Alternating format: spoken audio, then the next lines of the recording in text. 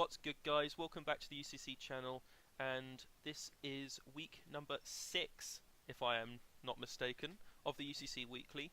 I'm, of course, Checkmate coach of the Twickenham Persimmon, and I am your host today of week 6 of the UCC Weekly. We are, of course, not alone. We are joined by our partner in crime, Dr.Slaking himself. Oh, hello everyone. It's good to be back. Good to be recording this again. It's been a while since we've done this. It is. I think we did week 3 last, so it's been at least a good couple of weeks, and these ones are late as it is. So spoilers there. But yeah, we are here for week 6. All the games apart from one have been played, so we've got plenty of games to be getting on with. A quick run through. We have Ben and the Rabid Stunfisk Epidemic up against Elliot and the Michigan Mienshao. We have Sean and the Swindon Swifts up against Voucher and the Scaling Shamans. Jacob the Devious Ditto versus yourself, although it wasn't yourself at the time. Wasn't me. It wasn't you. It was in fact Anthony, who has in fact now dropped out of the league to be replaced by yourself. If you haven't already checked, make sure you go and check out. I think the first two on your videos is up on the channel at the moment, isn't it? It was. It was the week 5 battle because bizarrely the week 6 one had been done, but the week 5 one hadn't. So I had to go back. But yeah, if you haven't checked it out, just a quick plug: go and check out that, because it's an excellent battle to watch, and you get to be a bit inside Slaking's head. So I mean, take your pick on whether that's a good thing or not. Yeah, I was going to say, I'm not sure that's a plug. Oh well, worth a try anyway, I guess. We'll see. No. Next up we have Rob and Get Power Act versus Jack and the Beverly Mudsdale. We have Josh and the Bluffton Beehives versus Ryan and the Los Angeles Latias. We have Jared and the Blazing Knights versus Tony of the Canterbury Concorder, and Berry of the Scary Fluffy Thingies versus Flo of the Alcoholic Alamamola. So yeah, a lot of exciting matches to come up. And as we are approaching the end of the season at this time, some of these matches are quite key in determining positioning, particularly the one which hasn't been played yet, but we shall see. So, we're going to dive straight into the battles, and first up we have Rob versus Jack. So, as you can see on screen, Rob is on the other side of the screen, not that it matters, but he has a team consisting of Mega Swampert, Celesteela, Hooper, Haxorus, Smeargle, Ludicolo, Lanoon, Hitmontop, Rotom Heat, Florges, Pelipper and Xurkitree, whilst Jack has a team of Mega Venusaur, Skarmory, Sylveon, Dugtrio, Jolteon, Cofagrigus, Ninjask, Quillfish, Huntail, Mudsdale, Greninja and Weavile. Do you want to over what they've brought so far? Or on their teams? So Rob's brought the Florges, the Celesteela, the Smeargle, the Rotom Heat, the Xurkitree, and the Lanoon. His name was Jack, is that right? That's right, yep. And Jack's brought the Sylveon, the Skarmory, the Ninja, and the Quillfish. And obviously, I guess the most interesting thing at the team preview, although perhaps unsurprising to some extent, is that Rob hasn't brought his kind of rain core of the Mega Swampert, the Pelipper, and the Ludicolo. Probably just thinking against that, going to have a great matchup. From what I can remember of the past weeklies we've done, that Mega Venusaur and Skarmory kind of defensive core has been very, I have very hard to say though, to break. I think that bringing Pelipper would have been an excellent idea, because it's actually something which does beat that defensive core. With the rain-boosted Scalds, it threatens that Skarmory, and obviously with 100% accurate Hurricanes, that could put a lot of work against the Venusaur, especially when it also has things like Reliable Recovery and Roost. So I think that could potentially be, or could have potentially been, a very good bring on his part. Yeah, that's very, very true, actually. That's a good point. And also, I suppose, very minor detail, but it could have given the Xurkitree 100% accurate Thunders as well onto the Skarmory, perhaps, if it needed those. I mean, to be fair, Xurkitree only needs to click Thunderbolt anyway. Should do, yeah. I was going to say, with the I think the Xurkitree looks interesting here with the Skarmory, the Greninja, and the Quillfish. Obviously, there's a Volt Absorb Jolteon probably going to be here, and the Mega Venusaur, but Xurkitree, if things are worn down enough, could be a bit of a threat as well.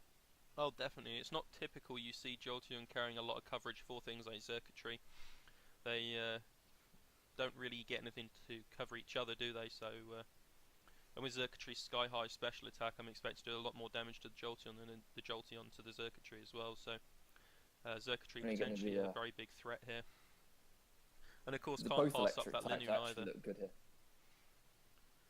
Oh, I'd be interested to see how things like the Skarmory, if it's physically defensive, can kind of handle a setup the Noon and things like that. This is going to be a good match actually. I'm excited for this one. There's two really nice defensive cores as well as some offensive threats going off. Yeah, definitely. So let's dive straight into it, and here we go. So it's going to be a lead of the Florges versus the Mega Venusaur. Pretty favourable in Jack's part. Although with psychic coverage, Florges isn't completely useless, which is quite good. Especially with the Leech Seed being missed as well, is always nice. Oh yeah, definitely. It was quite interesting that Rob predicted him to switch out into the Sylveon, doubling into the Celesteela, which actually covers the Venusaur as well pretty nicely. And actually scouted for the Protect as well.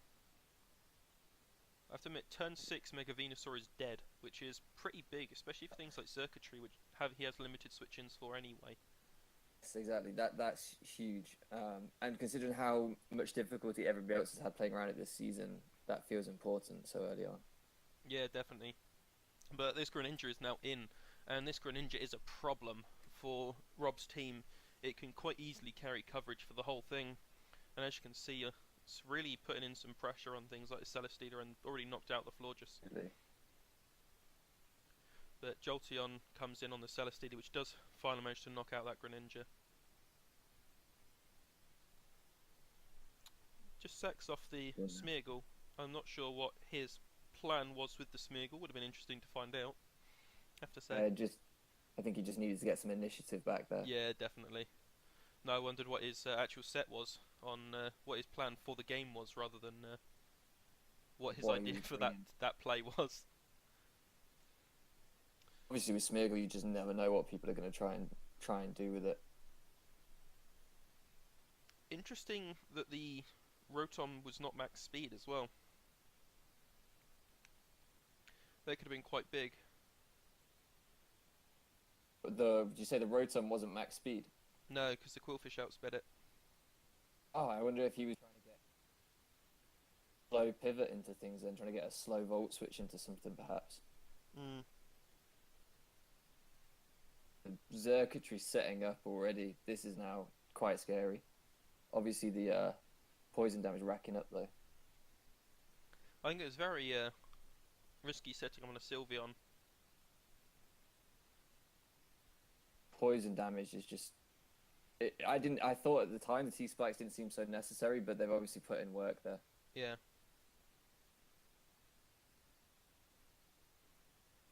And the Linoon tries belly drumming up at the end of the game. But it looks like it's all going to be over with just the Celesteela left at this point. All he needs to do is even sack off the Quillfish and bring in Jolteon if it can beat this Quillfish anyway, which it can't. So, very well played game by Jack, and he really tactically took apart Rob's team, which was very well done actually. He played around the Zerkatry really, really well, and those toxic spikes really showed how strong they can be. Because the start of the battle, the first sort of 5-6 turns when the Mega Venusaur went down, Rob seemed to have all the initiative, and I really thought when he took that Venusaur early, I thought it was going to become a problem. But as you say, the Protect on Sylveon and just wearing things down, it prevented Rob's setup sweepers from really doing what they wanted to do. Yeah, it only got them one for one rather than what they're aimed to be, which is more of a 2-3 for 1. So yeah, very well played on Jack's part. But I'm sure Rob will bounce back, assuming he's not against me, because I'm hoping that I'm going to beat him. But yeah, very well played by Rob. Maybe interested to see how he gets on in the later weeks and bounces back from that. But Yeah, I don't doubt that he's going to bounce back at some point anyway. I'm interested to see how long Jack can keep this win streak going now. He's got 6 games on the bounce so far. So wow, that's certainly. I mean, it's still about 10 games off of Rob's win streak, highest win streak. But it's certainly a good start considering he's a rookie this season. So isn't it? really keeping that momentum going at the moment. So moving on to the next game, we have Jared versus Tony, and going over their rosters, we have Jared's team, very powerful, lots of wall breakers, Mega Medicham, Victini, Necrozma, Flygon, Galvantula, Clawitzer, Toucanon, Electivire, Bronzong, Crobat, Breloom, and the Mars Shadow. Whilst Tony's team is Mega Sceptile, Ash Greninja, Lucario, Arcanine, Primarina, Rhyperior, Garbodor, Mismagius, Rotom-Mow, Umbreon, Mew, and Tornadus Therian. And we see brought by Jared the Breloom, the Necrozma, the Crobat, the Clawitzer, the Electivire, the Bronzong. We see the Rhyperior, the Sceptile, the Mew, which I nearly didn't see there, hidden away behind Sceptile's tail, the Arcanine, the Greninja, and the Tornadus. I'll tell you what, I think Tony's entire team is trying to hide one of the other members. Arcanine's trying to hide Greninja, Rhyperior, Sceptile, Mew. God. Yeah, Sceptile's just a tail at this point, but that's still enough to block out Mew. His team's just all full of tails. That's it. It really is. But actually a nice team composition with some really bulky threats, but nothing too passive either. Yeah, definitely. He's got a solid Fire, Water, Grass core going on there, and straight up in the team. And he's also got great support and utility options in Mew and Tornadus, and then obviously solid bulk of Rhyperior as well. And he's been playing very well this season. He's got a whole number of 6-0s. But I think he's coming off the bounce of a 6-0 against Rob last week, so it'll be interesting to see if he bounces completely back or whether he's going to flop once again. But ready to get into it? Absolutely. Excellent, let's go. So we've got Taunty versus Bronzong, which is a fairly solid matchup on either side. It's nothing amazing. Obviously, Bronzong doesn't get... Tornadus does get coverage for the Bronzong in Heatwave or Dark Pulse. But 2 flinches straight off the bat. I mean, Tony's known for his luck anyway. Completely rolling in it at this point. Double flinch is big. Just wearing that Bronzong down, it can't really switch into things anymore. It just goes down the next time. So yeah, it's definitely... I think that Tony gets up rocks or something, then that Bronzong's gone. And I think that means also if rocks are taken... There we are. The Mew defogs immediately as I'm talking about it. Then it's going to be very, very difficult for that Bronzong to get rocks up again. It's either going to have to be predicted on a switch out, but there's no reason to, because Bronzong's slower than everything, with an exception of possibly the Rhyperior. But I doubt it's going to be faster than Rhyperior. I expect it just really to be used as a sack to get momentum at some point. Seems most likely. But Electivire is the first one to go down from that Sceptile. I don't know if we have. I don't remember seeing Sceptile this season yet. It might be the first time he's brought it. Yeah, Electivire only did 60% with the Ice Punch. I feel like that was not great damage output. I don't know the calcs off the top of my head, but I missed that. That would be why. Then that explains it. Yeah. It was. I mean, considering it's burnt, that's still quite a lot of damage because it doesn't. I mean, it's got a high attack stat, but it's not like ultra high, and it's non-stab. Yeah, that burn more sense. did keep that Sceptile alive, I have to say. Quite interesting that he decided to stay in with his Clawitzer on the Mega Sceptile as well when he has a Breloom and a Crobat sitting right there. But yeah, not sure how I feel about that. Just sacking off almost full health Clawitzer. Now, some damage here on the Arcanine at least, although the Morning Sun kind of just negates that completely. Doesn't it? He can just switch back into the Arcanine on the Breloom whenever he wants, because he just does not do enough damage at this point. You can just Morning Sun up, and I don't think there's anything Jared can do to actually break Tony's team at this point. I think it's going to end up being another 6-0. Once again, Tony ruthless as ever, not giving people a chance. Really brings some impressive bulk, and then the Will-O-Wisps and the Morning Sun on the Arcanine just makes it so hard to break. Yeah, it's with such strong status support and excellent utility options as well. It's really hard to vote against him, to be honest. And with powerful sweepers like Battlebond, Greninja, and Mega Sceptile, he's got a nice team. Yeah, definitely. It's so often you see things like Ashka Ninja Specs as well that can be really classed as a wall breaker as well in lots of cases, and particularly against Jared's team where he's not got any water resist apart from that Breloom and even the Clovitza, but neither of them are ideal, I have to say, because he gets coverage for either of them.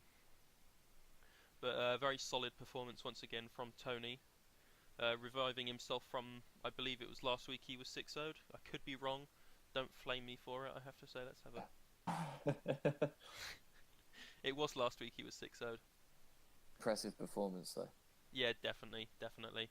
Can't fault him for it. But yeah, definitely a very well played game by Tony, I have to say. And Jared, he's struggling a bit this season. I don't know if he's not feeling the team, but be interesting to see if he's able to rein things in a little bit. Moving on. I mean, outside of the sorry. Go on. Sorry. Outside of the Crobat, the team that he brought in this battle looked really quite slow, which I think caused him a bit of problem against things like the Sceptile, the Greninja. Yeah. The faster definitely. threats, it just looked like a little bit too slow team, I think, maybe. Yeah, I think what he needed to do was try and get that Breloom in a bit more. With that priority, it really actually threatened quite a lot of the members on Tony's team. It just means he could potentially double around, bring it in, either click Spore or double out into his Clovitza, because Clovitza had a good match against the things which it didn't do very well against, like the Tornadus, like that Arcanine, because he also gets Ice Beam, Scald, Water Pulse. It has great coverage for Tony's team. So it's interesting to see him use it in that way and try and play about with it a bit more. Absolutely. Continuing on, we have Emperor Amp, Josh. Yeah, it's Josh. I thought I was being a real card there, but I wasn't. Versus Ryan. Yeah, okay, it's all gone to pot. It's been a while. We haven't done this in a few weeks. I think it's been a while. It's been a while. Never mind, we can do this. Anyway, Josh's team overview. He has Mega Ampharos, Pheromosa, Staraptor, Donphan, Crocodile, Incineroar, Granbull, Aurorus, Araquanid, Nihilego, Reuniclus, and the Katana. Whilst Ryan has the Mega Charizard Y, Azumarill, Rotom Wash, Metagross, Whimsicott, Jellicent, Musharna, Rampardos, Shiinotic, Cresselia, Superior, and Excadrill. And we can see here that we've got the Rotom Wash, the Jellicent, the Metagross, the Shiinotic, the Excadrill, and the Azumarill going up against the Crocodile, the Reuniclus, the Nihilego, and the Staraptor. And it's interesting, I don't think either coach brought their Megas, did they? So no, they didn't, and it's quite interesting that Ryan opted against it because looks like Charizard Y has a phenomenal matchup here. I mean, his only fire switching is Nihilego, and we saw last time that he prepped for that really well and brought the Earthquake as well. So I have to say, it's quite a big surprise that that's not there, because I don't really know what he would have done about it. It just kind of comes in, claims a kill, goes away again, waits for the sun to return. And with coverage of like Solar Beam, even for things like Donphan and the Crocodile, that yeah, exactly. Like, he doesn't have a resist on his team aside from the Nihilego.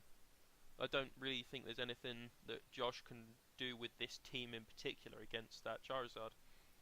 I think he'd have had to bring something like maybe bulky defensive Incineroar. Would have been able to be something, or at least take a hit from it. Because, I mean, Reuniclus is there if he brings Assault Vest, Spadef with Regenerator. That could probably do some work for him. But even then, that's going to take like 40% I think, from Fire Blast. Yeah, exactly.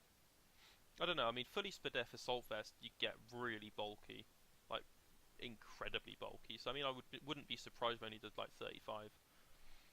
But then I think if the Charizard had Roost or something, he probably wouldn't be able to wear it down that much anyway. So yeah, I mean, if he takes something like HP Rock, maybe, but you're going all out prep for the Charizard at that point, and you need to be able to prep for his entire team rather than just that Charizard. Yeah. Especially as he didn't even bring it, so it'd have been a wasted mod. Very true. All right, so let's dive into this battle, and let's go. So it's Staraptor versus Excadrill lead. Quite potentially Scarf on both sides. Ryan quite happy switching into his Rotom whilst the Staraptor U-turns. And we see a choice banded Azumarill, which is Sap Sipper. I like it. With hidden power fire. I love it. I'm so confused by that. No one I mean, switches it hard works, into so- a Kartana unless they know they've got something for it. It's great. It's fascinating. It's quite interesting he decided to bring choice banded without the huge power, but also teching special attacks. It'd been possibly even better to have some sort of HP berry, or maybe, or something leftovers or something.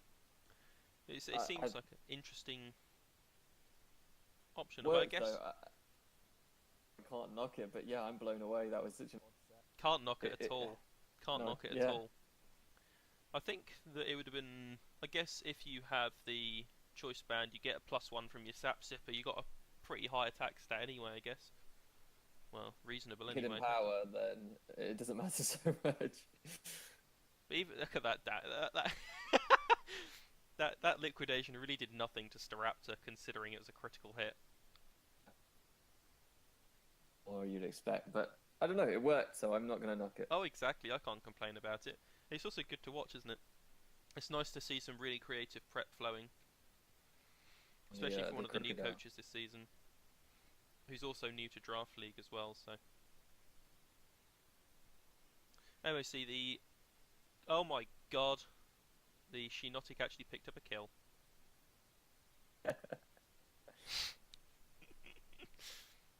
Thought it was maybe the wrong time to set up the crocodile. Just there, it seemed a bit odd. Yeah. You don't set up a dog type in front of a fairy, do you? Z heal block was very cool though. I like that tech. Definitely. It'd been interesting to see if you had Trick Room or something as well, to work with that +2 special attack, 'cause that'd have been really strong. Would have been awesome, yeah, definitely. But it's got that Nihilego in now, which is looking like it can run a bit of a rampage. Because it's... Pick up a beast boost. We can see it's not Scarfed. I guess he's got Bullet Punch and Aqua Jet. Huh. Switches out into the Jellicent. I don't understand that play. Unless he predicted the double. I don't know if he was trying to pick up the cursed body on the actually. Maybe? Yeah, the Jellicent lived one anyway, so I guess it would the first and not take the second hit. Huh. I guess we can discuss that. Okay, there's a few things that are confusing me a bit here. Firstly, why would you go with Azumarill double out into the Jellicent? I mean, he has to be predicting a double out there. Yeah, but he knows it's not choiced because we saw it switch up moves. And he doesn't really have anything that he wants to switch into an Aqua Jet anyway. I really don't know. As I say, unless he had cursed body on the Jellicent and he thought cursed body the poison type move and then but as the Jellicent tanked 2 hits anyway, it would have just been easier to bring it in from the beginning and click Surf. Yeah, definitely. And also, when he was up against that Donphan, it'd be interesting to know how much the Donphan was going to do, because it might have been a better play on Ryan's part to actually recover instead of go for the Will-O-Wisp. Because that would have put him on, what, 67 odd %? And you'd be able to see how much the Earthquake's doing. And it might be after recover, he's not doing over half your health, and then you can Will-O-Wisp him the following turn, your Jellicent's still alive. Yeah, I suspect you're probably right. I mean, Donphan does hit very, very hard if it's, max attack adamant, but I'm not sure if we got to see what the set was. And as you say, Jellicent maybe could have survived a bit longer with the recover there. But did we see the recover? Do we know that he brought it? We don't know that he brought it. No. I mean, we know it's not something like Assault Vest because we saw the Will-O-Wisp. But interesting how that eventually played out. I think that Ryan could have played those very last few turns a bit better. Obviously, we don't know the sets, but from what we can see here, there's a few things which personally I would have done differently. But yeah, we saw some excellent techs. Some excellent sets on both teams, and I seem to remember their first game was a very good watch, and they certainly didn't disappoint again. Very enjoyable game. Nice close 1-0, which is what you want to see, isn't it? You want to see tight games like that. Oh yeah, coming straight down to the wire at the end of it. Definitely, thoroughly enjoyed that game once again. So next up, we have Wouter and the Scaling Shaman up against Sean and the Swindon Swifts. So I'm not sure. I think Sean may have lost one game. No, Yeah, I think so. I think I think he yes, lost to Alan, didn't he? Maybe he might have done. You're right. But then again, I could be spouting nonsense, which is kind of normal. I think he said he had lost one. Yeah, I think you're correct. Yeah. Anyway, Sean's team consists of the Mega Scizor, Tapu Bulu, Chansey, Gudra, Politoed, Meloetta, Caracosta, Credilli, Lantern, Dragonite, Kingdra, and the Toxapex. Hang on a second, I think he's made he doesn't actually have Tapu Bulu at this point, he actually has Landorus Incarnate. I am spouting nonsense, just like I said I might do. He doesn't have the... Does he have the Meloetta either, or is he... I don't think he's traded Probably not. for that yet. But I tell you what, it's a mess. I'm an absolute mess. It doesn't matter. It doesn't matter. Anyway, we can Wouter's see what team, he's which brought, and that's what matters. Wouter's team I'm almost certain is correct, which is the Mega Gyarados, Zapdos, Gengar, Gardevoir, Gastrodon, Zoroark, Xatu, Shedinja, Togedemaru, Amoonguss, Heatran, and the Landorus Therian. So we've got another Landorus off. Maybe it's the first one. No, it's definitely the second Landorus off. We had one week 1, I think. And we had a win for Sean. So interesting to see how this match ends up. So Sean does bring the Scizor, the Kingdra, the Dragonite, and the Lando against the Zapdos, the Mega Gyarados, the Amoonguss, the Galay, the Gardevoir, the Gengar, and the other Landorus. So we do get to see a weather team here. We get to see the Politoed, the Kingdra, the Gudra, the Dragonite, that kind of weather core he has as well, covering the... definitely, when he brings his rain, it's such a threat with it, it's such a problem.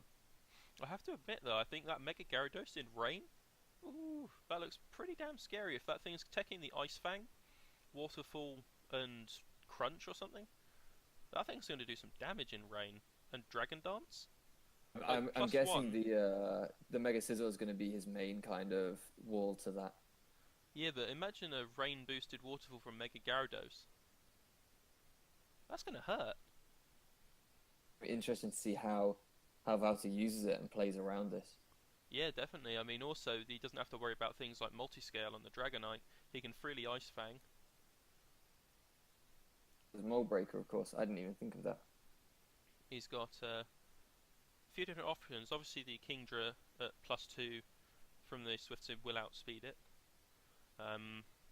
You'd have to get to about +3, which is pretty unlikely, I have to say. It's not very often you get to see teams going to +3 in setup. Sean's team isn't overly passive. It's not like there's a lot of mons you would want to set up No, again. exactly. You don't really want to be setting up on a Landorus Incarnate. I mean, Politoed is probably his best bet. We've seen Sean often running Perish Song and things like potentially Encore or Protect.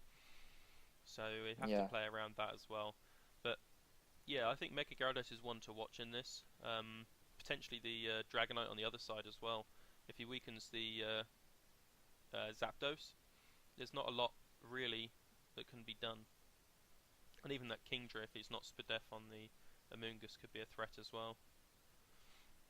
Probably coming up against 3 dragon types, has its work cut out, and it's probably going to be an important part of this battle, making sure that the Gardevoir stays healthy to switch into the dragon types if it needs to, you know.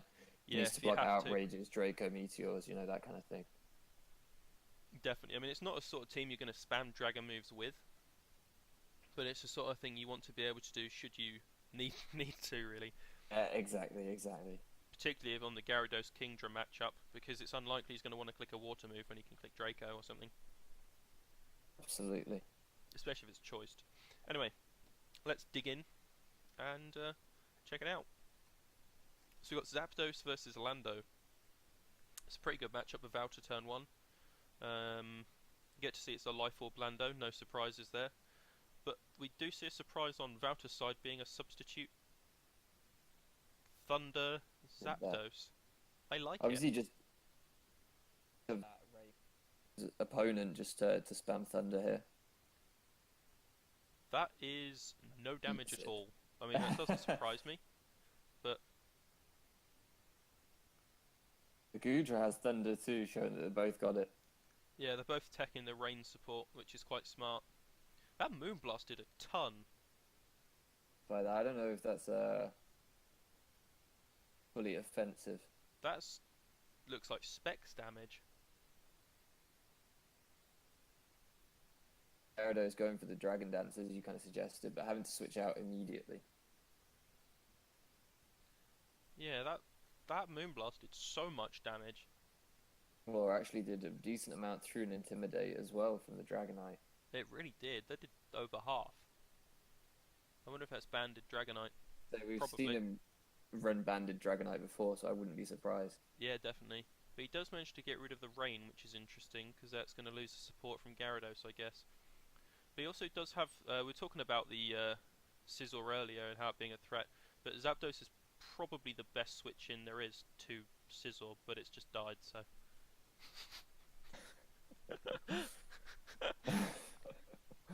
Yeah, that's not ideal. But it did at least get the paralysis off on the Scissor. Yeah, interesting that Sean decided to sack the Kingdra to the Gengar's Let it go down Destiny to that Bond. Destiny Bond. Very interesting. He actually gets a Toxic off on the Gudra as well, which could be really good for a late game Gyarados potentially if it gets to +1. Because there's going to be nothing which is going to outspeed it.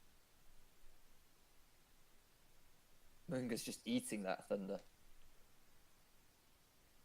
Wow, this Amoonguss is going to be a problem. Turn up, getting lots of HP back.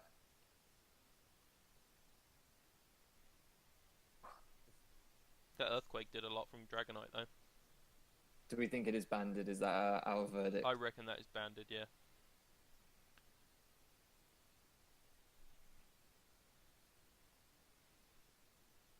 I like the taunting in the chat. It's good times. We do see extreme speed on the Dragonite, which is able to pick off the whatever it's called, Gyarados. That's the one. Seen a And bit then pivoting late about. game, it's going to be very scary with extreme speed. Definitely, definitely. Once again, that sunny day. That's quite interesting tech actually. Not only does it counter the weather that Sean's obviously going to bring, or likely going to bring, being such a heavily rained team, but also gives him the super synthesis. Not sure about that switch into the Lando on the Ice Beam from the Gudra. I thought Yeah, that was an interesting play. But to kind of intimidate. Maybe the Dragonite, stop it from just sweeping at the end would have been nice. I mean, I'm The not Dragonite sure just clicks EQ and wins. what. I don't think this can actually touch the Scizor anyway. I think Scizor just wins. I don't think Amoonguss is. If the Amoonguss teched Hidden Power Fire, For certain, that would be very nice. It would make some sense. yeah, definitely. But I'm pretty sure Dragonite should just win at this point. I don't know whether it outspeeds the... Yeah, it obviously doesn't, but he's going to play for the differential. I mean, if he gets paralysed here, maybe he could have lost one differential, but he wouldn't have lost the match because he obviously had E-Speed in the back anyway. He still has that, we suspect, choice banded E-Speed. Yeah, definitely, and I think a 34% Gardevoir isn't likely to live it. But hey, it was actually a pretty well played game on both sides. Nice, interesting Yeah, definitely. sets on Vouter's part, as normal. I think that there was a couple of... Sunny Day bring was a great bring, I think. I think that really was nice. And as you say, I think with one more move like Hidden Power Fire on there, it could potentially have maybe even changed the outcome. It definitely could have put in slightly more work. It was a great set, I think. Yeah, he can quite easily spam... He's already Toxic, the Dragonite, so he can quite easily spam Synthesis on it. Especially in the sun as well, when you're recovering 75% health. That was it's fantastic. Smart, very smart. I think the Sizzle really was the thing that stopped him from winning at the end of it. But well played by Sean. He conserved an extra differential point as well, which could end up mattering in the end of the season. So, with regards to making playoffs or being in the wildcard spots. Even more than that, had he let the Dragonite go down and then gone into the Scizor and got parried, could have ended up losing, I guess, if he just got really, really unlucky. I have to say, I'd have laughed pretty hard if that happened. I would have laughed pretty hard. Yeah, especially with it being Sean, it just adds to it for me personally. I would have been very amused, but it would have been very unfortunate. And I think preserving the banded E speed, as you say, as well as getting the differential point, was just smart play. Yeah, the differential point was a bonus at the end of it. Even if he got hacks down, he knew it guaranteed the game for him, really. Absolutely. So, yeah, very smart. Anyway, congratulations to Sean there. Continuing on, we have Jake and the Devious Ditto versus Anthony, your predecessor? No, that's not the right word. I don't know what the word is. The chap that was here before me. Yeah, that'll do. That will do. Yes. So, yeah, your team has changed, or the team has changed up quite a lot. I don't have an accurate team to run over. So I'll just run over Jake's roster because there's no point in me trying to talk and drift my way through Anthony's team. I think I made 8 trades, so yeah, really that's quite a lot to remember, which I can't do. Alright, so Jake's team is the Mega Aerodactyl, Tyranitar, Mimikyu, Silvally, Vaporeon, Shiftry, Rotom, Abomasnow, Ditto, Como, Magnezone, and the Blacephalon. We see brought the Silvally, the Mimikyu, the Blacephalon, the Magnezone, the Abomasnow, and the Ditto. And what did you say his Mega was? It's not the Abomasnow, is it? Aerodactyl. And on the other side, we see the Zygarde 10%, the Chandelure, the Ferrothorn, the Diancie, the Hitmonchan, and the Manaphy, half of which I think I've lost at this point. 4, those 6 I no longer have, so it's a very different.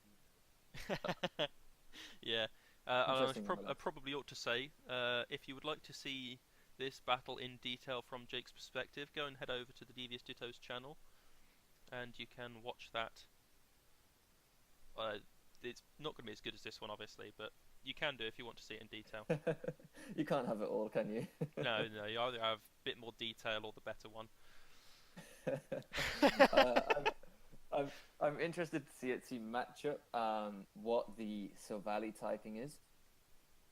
Yeah, definitely. I mean, if it's something like ground with fire coverage, that could put in a lot of work.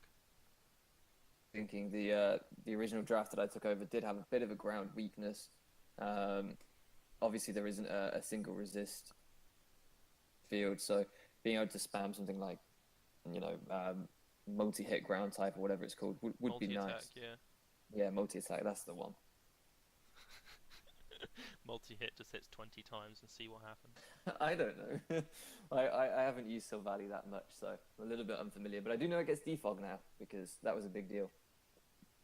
Yeah, it's not bad. Yeah, I mean, it's a nice little tech for it. But, yeah, I think the other things to consider is he also doesn't have a ghost immunity or resistance. And he's got Mimikyu, arguably one of the better physical ghost types, and Blacephalon, the king special attacking ghost. Yes. So yeah, they could put in a lot of work because Diancie is going to be pressured, very, very pressured. And then where you might usually well. try and where you might try and bring in the Chandelure for the flash fire boost if you have Ferrothorn out and you're predicting a fire type move.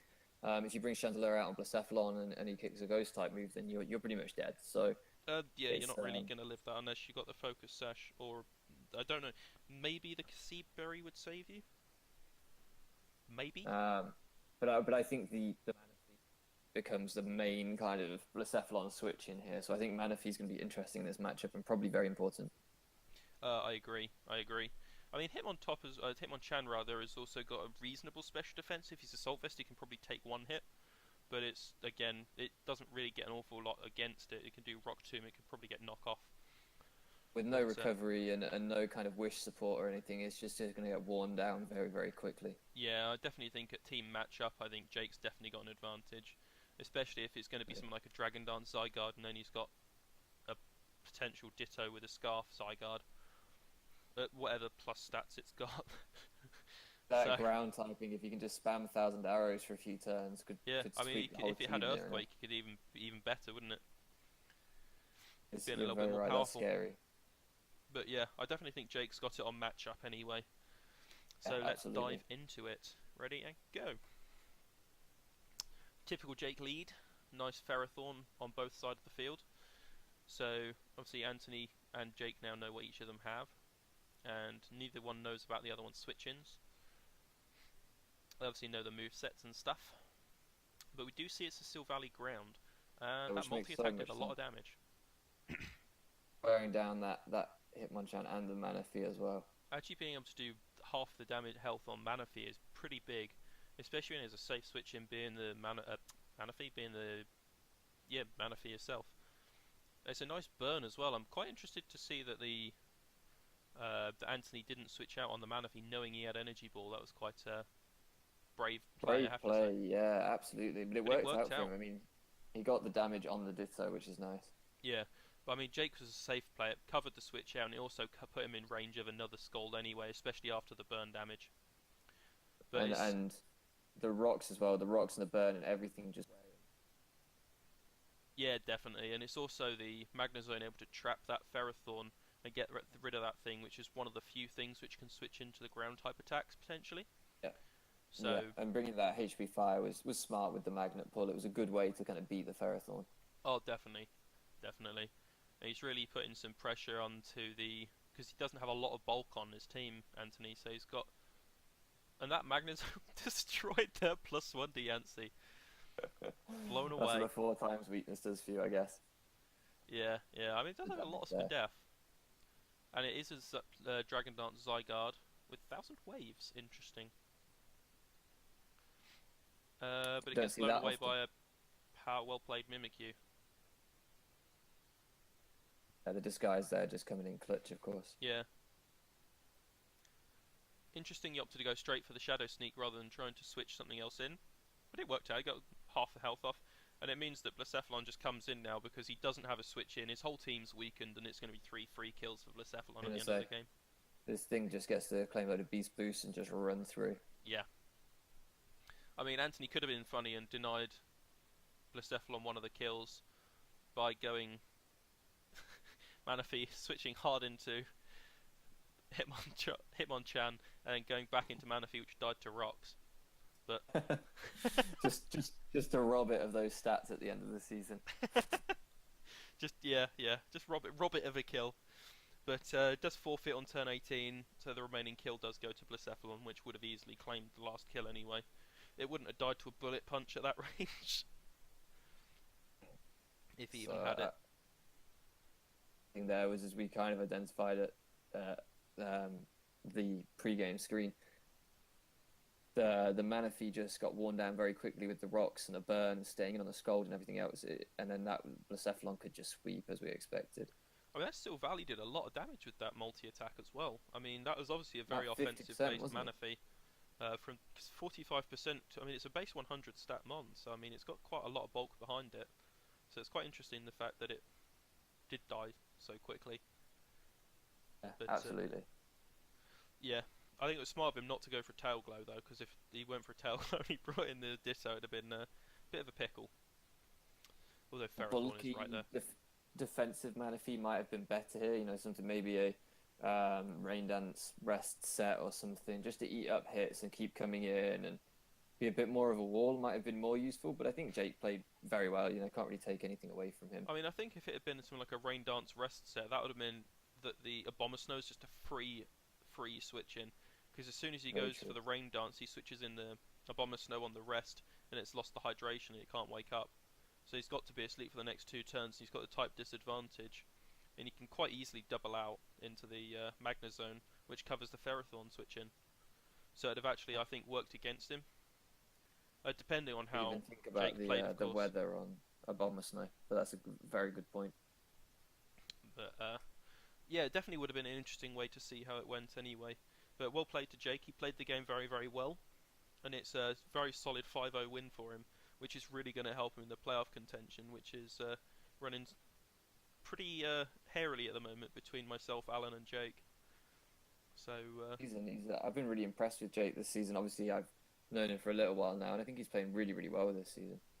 I think he's actually got a team which is actually kind of suiting the way he's been or wanting to play, and it's really working out for him. And the Bliscephalon is getting a lot of kills this season. Yeah, he's used it really well. And obviously he's still got that trademark Ditto. What a surprise. I know, it's a shocker, that one. Never mind. Alright, continuing on, we have Scrubulator Ben, Rabid Stunfisk Epidemic, up against Elliot and the Michigan Mienshao. So they played each other earlier in the season with a fairly large, I think it was might have been a 6-0 win for Elliot. So it'd be interesting to see if Ben can revert that in any way at all, or whether it's going to be more of the same.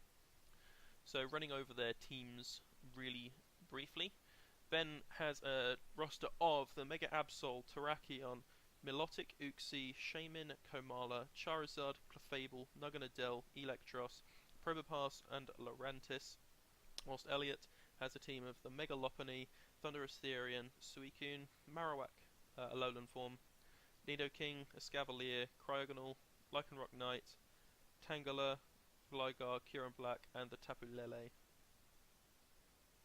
And we see brought the Electros,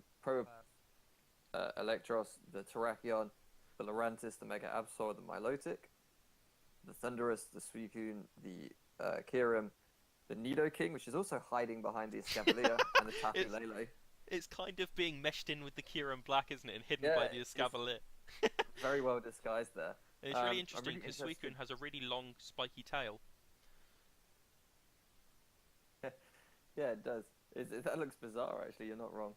But I'm interested to see that Elliot didn't bring the Mega Lopunny to this matchup. I feel like looking at Ben's team, there's not really a high jump kick switch in. Flame Orb Milotic maybe once it's got its Flame Orb activated, but even then it'll get worn down quickly. I mean, Flame Orb Milotic eats anything.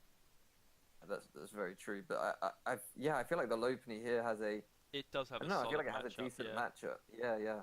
I mean, maybe he was scared of something like a Scarf Cabalion, but... I mean, so Terrakion, because he doesn't really have a switch into it.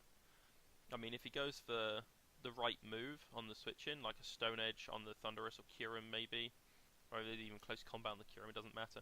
But it doesn't have a switch in. I mean, Nidoking resists both stabs, but then it's weak to the Earthquake, so I mean, Terrakion's looking pretty solid here, especially with something like a Double Dance set. Yeah, very true. Could be an interesting Pokemon in this matchup. That said, what it sets up on, I have no idea.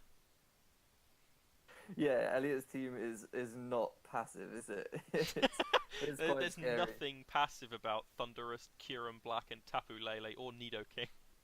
And even Escavalier's got a high attack. Yeah, I was going to say that hits so hard. I mean, it's slow, but it hits like a truck. So, and even the Suicune more passive, Suicune. You don't set up a Terrakion against a Suicune, do you? So, you're right. It could be difficult to get a setup if that was his plan. Yeah, definitely. But threats on Elliot's team, they just don't stop ringing out. I mean, all of them are threats. Elliot's team is terrifying. He's drafted some very, very powerful mons. I mean, I don't know for certain. I think in the last game, Suicune calm mind up and swept Ben at the end of the game. He had ages of trying to PP stall the Suicune. So it'd be interesting to see if he's going to be able to do something about the Suicune this time. This here, which I don't know if he brought that last time, whether that stuck around, but I suppose if he starts firing off Leaf Storms or something into it, or even just going with the physical set, it could be scary. Oh, definitely, yeah. Lurantis is... I don't think he had it last time. I think he picked... and Electros, actually, and Probopass come to that. He's picked them all up in free agencies since. So it'll be interesting to see if he can utilise them. So let's hop right into it. And we see a Nidoking Probopass lead, and very favourable in Elliot's part.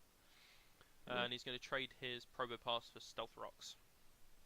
which actually do quite a lot of work, I have to say, with 25% off the Kieran Black and the Thunderous, which is pretty key, I have to say. In this matchup, I can see why he wanted them. And that acid spray is a fun tech there on the Electro. Woo! But it doesn't matter. That makes me happy. Just Kieran Black dropping immediately. Yeah, No one just as you likes said, going against Kieran. that Terrakion as a revenge killer is kind of scary, and it's leftovers Milotic. It's not Flame Orb, so Yeah, that would have been a great matchup for the. Look at it chewing on that Gigavolt Havoc, as if it's basically nothing. it's a scary, scary mon. I'm guessing it was an Assault Vest Lurantis, which is why he went hard into it. Took a lot of damage, really. Eek. He actually set up with the Absol on the Tapu Lele. That's very, very brave. That was crazy. That's not brave. That's mad. But we do see the Terrakion come out as a revenge killer again with the big Retaliate there. Retaliate is such a Ben move. Terrakion is probably choiced. Oh, but that Lurantis picking up that Escavalier as if it's nothing. To dodge the Mega Horn, but now at +2/+2 is nice. Goes back into his Terrakion, misses a Rock Slide, which is just unfortunate, really. I don't think there's any way Choice Terrakion can win this game. Unless he gets infinite number of flinches on the Suicune and the Nidoking. And even then it could be a Scarf Thunderous. Although if it's a Scarf Terrakion, Terrakion outspeeds anyway. But yeah, it was a much better played game by Ben this time. Again, the Suicune's the one doing the business. But closing out the game there against the Terrakion. I thought the Terrakion was really nice as a revenge killer. Would have liked to have seen it come out, I think, a little quicker and a little more often, because every time it came out, it killed something. So yeah, definitely, until it came to the very end. I think it definitely claimed 2 out of the 3 kills. So it was a good bring, and I think, but you know, Elliot managed his win condition well. He kept the Suicune healthy and made sure that he had what he needed to close out the game at the end. Oh, definitely. As you said, dropping was satisfying, but he obviously knew what his win conditions were. Yeah, definitely. And Elliot still undefeated this season as well, like Jack, on a 6-game win streak. Just needs someone to be able to knock them both off their perches, I reckon.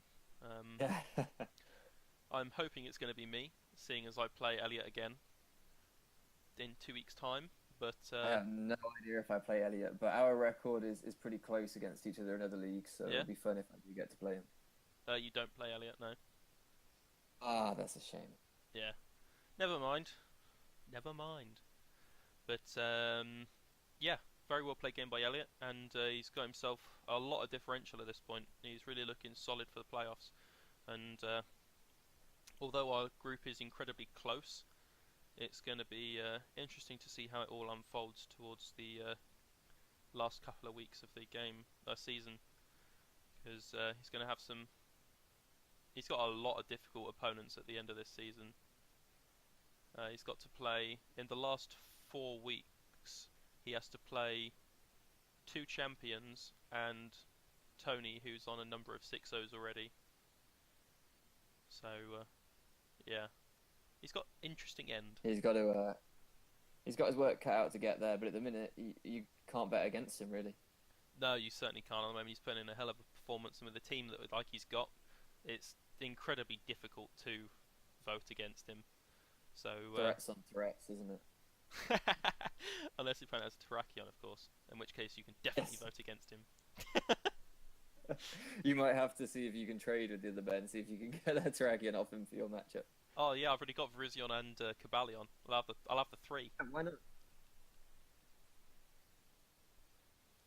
Alright, let's continue to the final game of this week.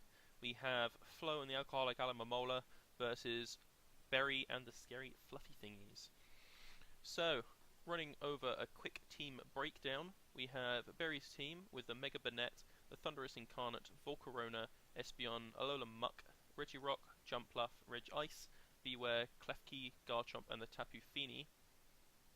Whilst Flo's team is the Mega Heracross, Jirachi, Gliscor, Snorlax, Tangrowth, Alamomola, Wobbuffet, Gorbis, Talonflame, Empoleon, Blaziken, and Hooper Unbound. You see the Snorlax, the Gliscor, the Blaziken, the Mega Heracross, the Alomomola, and the Empoleon brought. And we also see the Garchomp, the Regirock, the Alola Muck, the Tapu Fini, the Thundurus, and the Jumpluff. Straight away, I see a fat core with Snorlax, Alomomola that's going to be hard to break down. And Gliscor.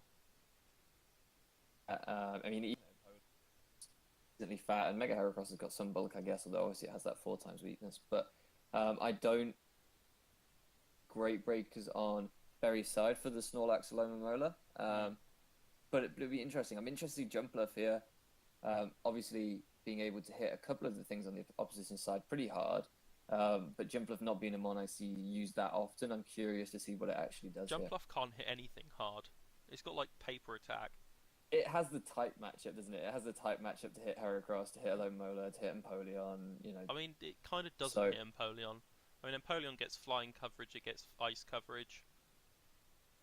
And it obviously isn't weak to the grass type either. The Alomomola. Oh, is it not? I didn't realise steel resisted grass, so I take that back then. But the Alomomola as well, probably Alomomola, and the big pink thing, probably having Ice Beam as well, for sure. I think that the Jumpluff, if it's a Leech Seed set, that has a lot of potential. Being substitute with a Leech Seed, toxic potentially. I mean, it can easily come in every time on the Alamomola, set up a Leech Seed, you turn out, because it's got a lot of speed behind it. And if you just get a Leech Seed into something like the Regirock, the Alola Muck, it's going to be there. It's just going to keep gaining a bit of health and keep itself going. And it's going to be something which they don't have, is reliable recovery for them. But it's going to keep Flo on the switches out as well. So if you can get up Stealth Rocks, if he brought a team with spikes or toxic spikes, that would be really, really good against Flo's team, I have to say. So and wear it down. Yeah, definitely. It's sort of thing you have to, where you can't just break through it very easily. You have to have a serious mon to be able to break it down with an ideal type for it. Absolutely. I mean, the Thundurus as well looks interesting. The electric coverage, setup on that, but that has another interesting matchup. But I just think this Alomomola, Snorlax, Gliscor, these are hard walls to break through. So yeah, it's kind of like the anti-Elliot team, isn't it? He's got a disgusting team, but it's due to its bulk, whereas Elliot's got a disgusting team due to the fact it's disgusting. You're absolutely right. That's a perfect way to describe it.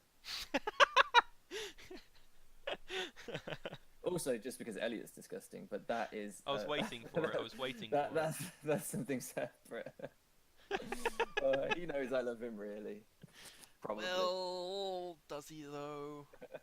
And do you, though? Yeah. I don't know. It's hard. We have a complicated relationship. Excellent. Well, that's... Yeah, okay. That's the best way to describe it, I guess. Alright, let's head into this then. The final game, and we got this Jumpluff to start off with, up against the Empoleon. Bright old Sleep Powder and Leech Seed off the bat. Immediate wake up, Ice Beam. Actually lives though. Interesting. I like that. There we go. You underestimated Jumpluff's bulk. It's a fat mon. I mean, it's obviously an uninvested Empoleon. It's an invested in HP, likely. Jumpluff. He does have that E-turn.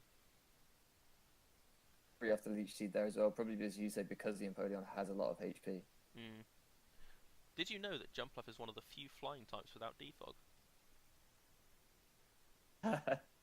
But now I do, so thank you. There's only like 4 flying types which don't get it. I couldn't even think off the top of my head. There was a time when I could have listed them to you, but I've forgotten. I know what one of the other ones is. Which is that? Gyarados. Ah, well, that makes a lot of sense, to be fair. I kind of Yeah. forget that's this battle. I was interested to see the power-up punch on the Muck. Not really getting to do a lot. It was an interesting bring, but it went down so quickly. I'm curious to know what the game plan was with that. I guess it was kind of designed to break the walls, but it didn't really do too hot because he has other stuff rather than just walls. But I Absolutely. found it quite painful to watch him switch into the Thunderous on the. He obviously predicted a bullet seed from the Heracross and went into the Thunderous and just got hit with a rock blast. It was pretty rough.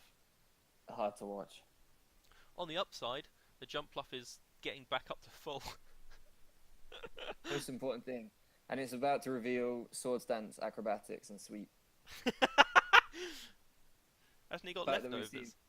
yeah, ignoring the fact we've seen 3 of its moves already. Hasn't he got leftovers as well? So the acrobatics do like 3. Possibly, I don't know. Seeing that ice fang though. I definitely think Berry should have utilised gravity misty terrain tactics to stop the Gliscor getting its Toxicorp activated. Fun. Hard to pull off, but fun. It's too obvious, really, isn't it? Like, you just see it coming a mile away. It's so unoriginal. Yeah, that's the way forward. Using unoriginal sets.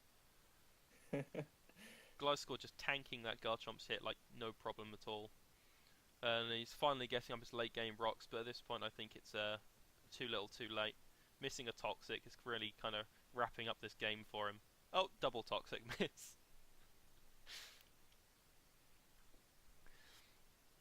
It's not been kind, has it? But hey, It's still he's here, still got but Jump Bluff, so as long as he's got Jump Bluff, he's still got the anything can chance. happen. Let's hope. I think he should have gone for HP Ice there, though. Yeah, that would have been I mean, I don't think he has HB ice, but Neither do he I. should have done it anyway. I mean, Tried to the predict the sleep switch powder out. there. Yeah. And Jump Bluff is at full. Look at that.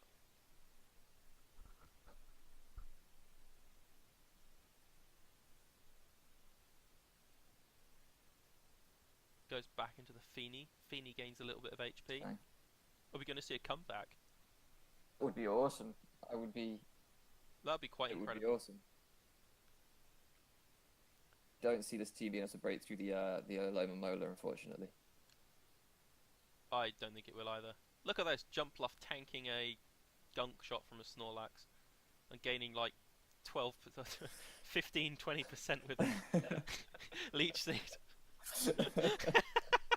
But having said all that, Leech Seed actually was quite a good bring against this team. Yeah, because it is yeah, we were recovering talking about so it at the much start, health. and because he's got such amount of bulk, it really Very can smart do it bring. well.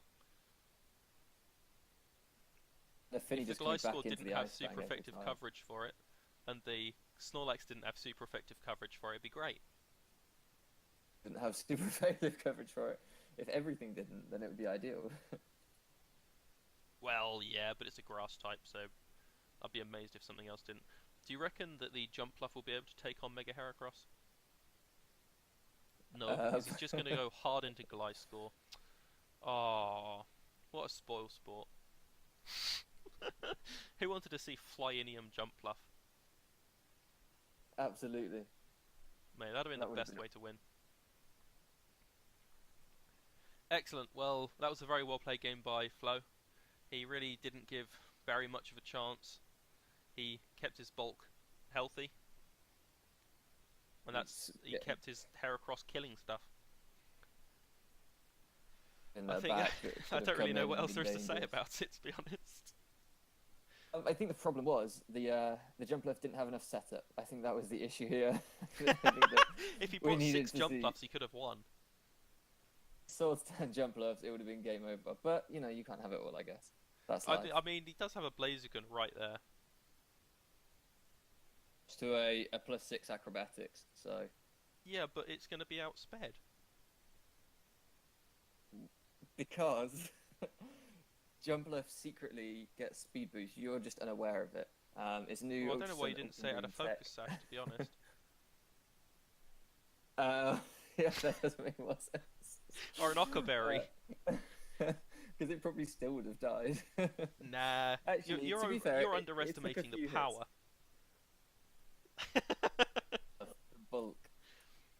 Jumpluff is Um, well known for being the tankiest thing ever. I'm trading for Jumpluff now. You've talked me into it. It's going to happen. I need to fix my speed tiers anyway. Jumpluff's great. It's got Oh. perfect speed tier of like 110 speed, 115 speed. It's pretty quick.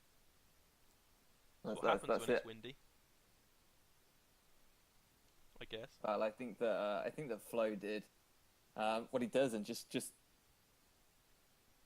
a win with immense bulk and just smart play. The Heracross obviously is such a dangerous mon that you can't really switch into it very easily. So it's a great kind of attacker amongst all this bulk. Yeah, definitely, definitely. But yeah, that does conclude the roundup of Week 6's games. When the final game, me versus Alan, does happen, that will be put in a later week of the UCC Weekly. Are there any games in particular looking forward to next week? I don't know which games are next week, so I'll say tell the you one what, featuring, I shall the run one through the featuring games that me. are on next week. You can see them on Featuring me. screen. They are, if you look carefully, I have them. there we are. So we have myself versus Rob Get Powerwrecked. We have Ben and the Rabid Stunfisk Epidemic up against Josh of the Bluffton Beehives. We have Alan up against Jack of the Beverly Mudsdale. Elliot of the Michigan Mincio up against Ryan of the Los Angeles Latias. We have Sean of the Swindon Swifts up against Jared of the Blazing Knights. Jake of the Devious Ditto up against Berry of Scary Fluffy Thingies. Scaling Shaman's Vouter up against Tony and the Canterbury Concorder.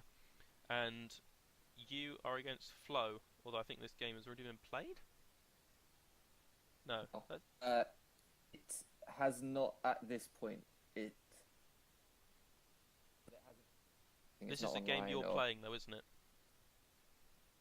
I am playing, and having said that the game I was looking forward to was the one I was featuring in, having just seen Flo's bulky core, I'm no longer looking forward to that one. I can understand that, yeah. I retract that statement. I'm not so looking forward to that. I'm looking forward to whichever game features Jumpluff. That's my verdict. Jake versus Berry would be a good game, yeah. I'm really looking forward to playing Rob, because I love playing Rob. Definitely.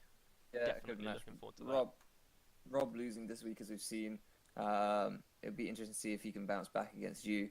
I'm interested to see how is it Jack and Elliot, the two coaches we said are on six wins on the bounce streaks. Interested to see whether they can carry on their winning streaks and take it to 7. Definitely.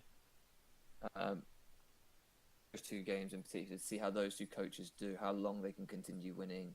Really, really is the most interesting thing for me at the minute. Yeah, definitely. Definitely. It'll be one to watch, I have to say.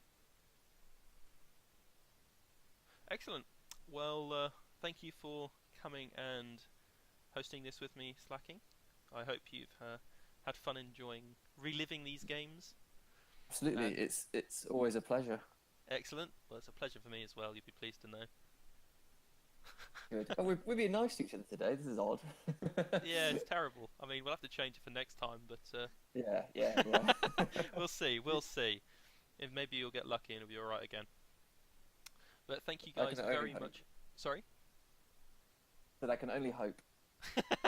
Yeah. We'll dream, pray. That's the way forward. But thank you guys very much for watching. I hope you have enjoyed. If you did enjoy, hit the thumbs up, and if you didn't, dislike, and please leave some constructive criticism in the comments below. Thank you very much for watching. We'll see you guys later.